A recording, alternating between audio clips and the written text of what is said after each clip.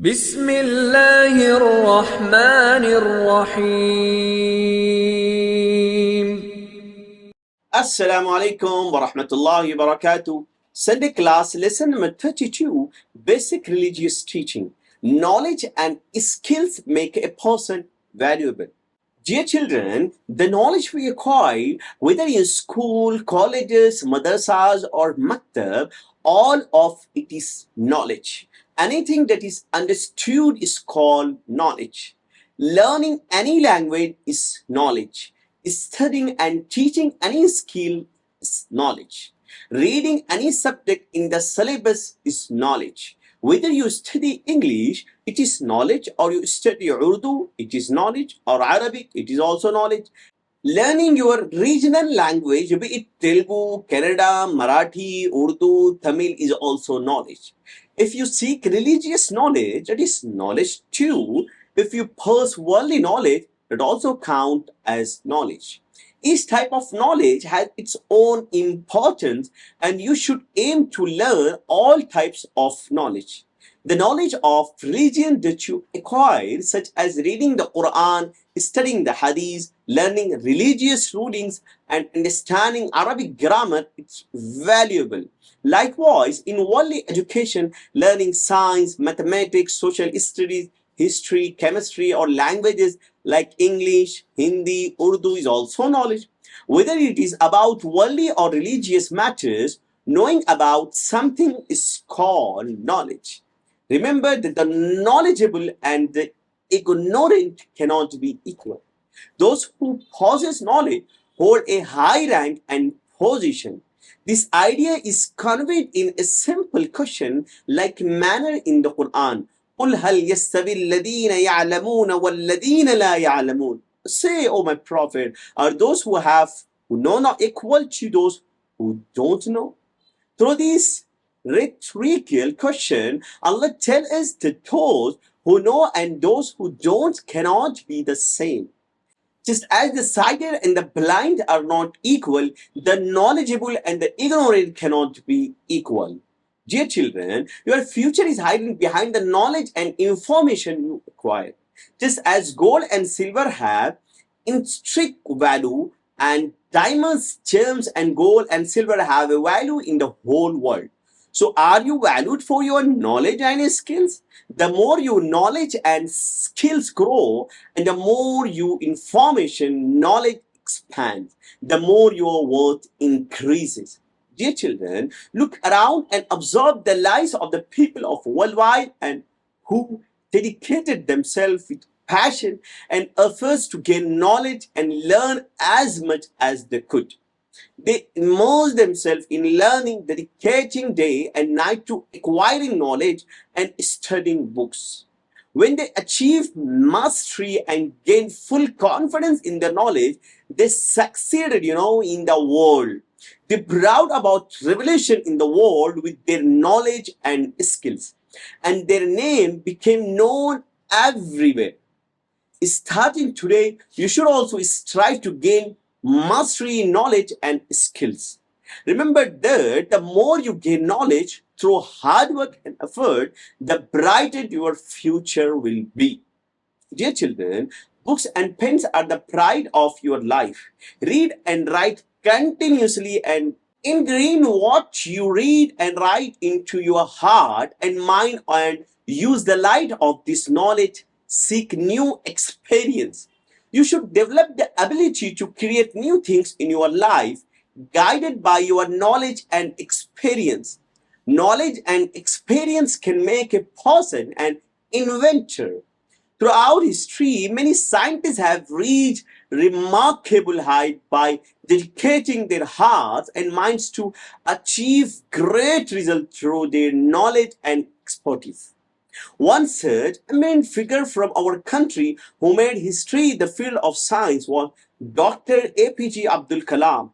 He left an indelible mark in scientific world by developing missiles and elevating the name of both his country and his community. You too should aspire to become a distinguished history-making individual who can make lasting contributions to the nation and society. Instead of having small ambitions, small goals, or a small plan, keep grand aspirations, big goals, and large plans in front of you as you walk. Dear children, Muslims have had a long standing connection with scientists and technology. Do not think that the Muslims have not made significant contributions to science and technology. This is not the case, but the Muslims have had a very old relationship with science and technology. Fields such as geometry, algebra, astronomy, and chemistry have seen highly skilled Muslim scholars. The region of Andalus, the known as Spain, was once a great center of Muslim civilization and was considered Europe's teacher in all fields of knowledge. Apart from APJ Abdul Kalam, India has produced other scientists and experts, a few whom we'll introduce to you today.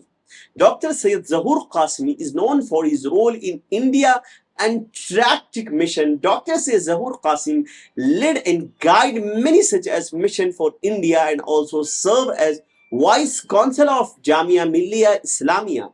He was a vast reservoir of knowledge on marine biology, especially on fishes, and made notable contributions to environmental studies. Dr. Salim Ali earned the title Birdman of India for his expertise in ornithology.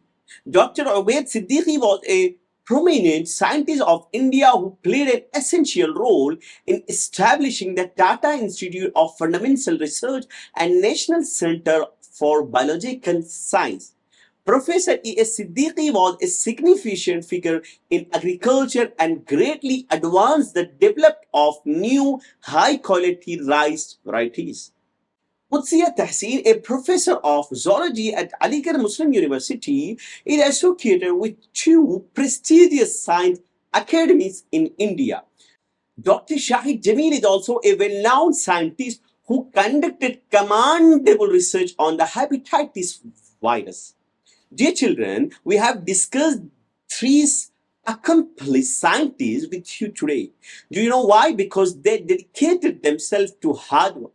They did not spend their lives playing games on mobile phone or just in lighter activities. Remember, dear children, become an expert in a field of your choice, just as we spoke of these accomplished individuals today. 50 or 60 years from now, people could be discussing your name, inshallah.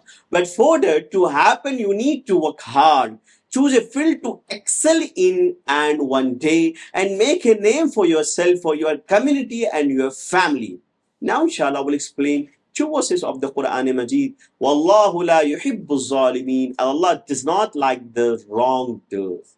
Those who uphold justice are beloved and favored by Allah, while those who oppressed are certainly not liked by Him. In second one, Inna Allah la yuhibbu man kana muhtala. Indeed, Allah does not like those who are arrogant and boastful. People who are proud of their wealth, beauty, possessions, status, or reputation and boast in front of others are not liked by Allah at all. Now, inshallah, we'll explain two hadiths. The first one, Ayyul Islami khair. قال تطعم الطعام وتقرأ السلام على من عرفت ومن لم تعرف. It was asked which aspect of Islam is the best. The Prophet Muhammad replied, feeding others and offering salam to those you know and those you don't know. When our Prophet Hazrat Muhammad was asked which aspect of Islam is the best, so our Prophet Hazrat Muhammad said, you feeding people, you saying salam to everyone whom you know and whom you don't know. This is the best thing in Islam. The second one, Al-Badi'u bis-salami bari'un min al-kibri. The one who entities a salam is free from arrogance. A person who is quick to offer salam without waiting for others to greet first and does so eagerly, so someone is free from arrogance and pride. Now, inshallah, we'll start series of the Messenger of Mercy, Muhammad Sallallahu Alaihi Wasallam, the name of the Prophet. The Messenger of Mercy, Muhammad Sallallahu Alaihi Wasallam, was given the name Ahmed by his mother, Hadrat Amina Raziyallahu Ta'ala Anha. While his grandfather Abdul Muttalib named him Muhammad, people were surprised to hear this name and asked why he chose this name instead of a traditional family name. So Abdul Muttalib replied, I hope that he will be praised by Allah in the sky and by people on the earth. Muhammad means the praised one in the Quran. The name of the Messenger of Mercy, Muhammad, appears 4 times and the name Ahmed appears once. The Prophet title was Abdul Qasim after his son Qasim, as was the custom in Arabia to call someone by their son's name. For example, if the son name was Umar and the father name was called Abdul Umar, the Prophet Muhammad said, use my name but do not adopt my title. In another hadith, the Prophet Muhammad said, do not combine both my names and title by calling anyone Muhammad Abdul Qasim. Now, inshallah, we'll explain right of people, right of orphans. The Quran prohibits mistreating orphans and teaches us kindness towards them. Al-Baqarah verse number 83. The Prophet Muhammad showed compassion towards the orphan and even became a guidance for them. The Prophet said, the one who cares for an orphan and I will be in paradise as close as 2 fingers are to each other. Allahu Akbar. We should show kindness and compassion towards orphans and provide financial help when needed. The Prophet Muhammad said, the best house among the Muslims is one where an orphan is treated well. Saying orphan should bring tenderness to our heart. We should never oppress orphan and should harbor love for them. The Quran reprimands those who do not honor orphans. We must respect orphans and treat them well. Now, inshallah, we'll start life etiquettes, a few etiquettes of Friday. The first one, perform as many good deeds as possible and avoid sin. Second one, use a miswak. Third one, apply oil to oneself. Fourth one, apply fragrance. Fifth one, seek the special bliss or on Friday, a time when prayer are accepted. Sixth one, recite Surah Alif Lam Mim Sajda and Surah Dahr in the Fajr prayer on Friday. Seventh one, recite Surah Kahf. Eighth one, set aside a specific set of clothes to wear only on Fridays. Ninth one, do not be careless in fulfilling the Friday prayer. 10th one, take a bath for the Friday prayer. 11th one, recite Durood abundantly. 12th one, wear your best clothes available. 13th one, go to the mosque early on Friday. 14th one, leave all other activities after the first azan. And 15th one, if possible, walk to the mosque for the Friday prayer. 16th one, perform Tahiyatul Masjid unless the sermon has started. 17th one, avoid forming a small circle before the Friday prayer. 18th one, do not jump over people to move forward. 19th one, try to sit in the first row. Now, inshallah, we'll start Shariat issues, Masah over Jabira. A Jabira is a splint or any dressing such as bandage or plaster used to treat a wound or fracture.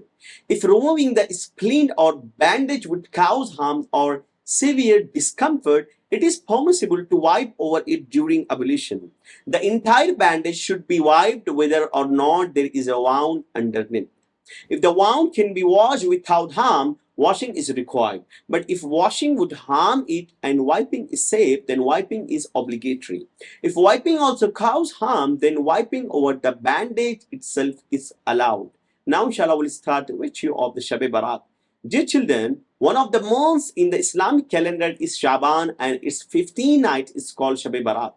The word Shab is a Persian word meaning the night, and the Barat is Arabic for freedom. This night is called Shab-e-Barat because on this night Allah frees a large number of people from hell, equal to the number of hairs on the sheep of the Banu Kalib tribe, a tribe in Medina known for having many sheep. This night has been highly praised in Hadees. On this night, Allah forgives countless people.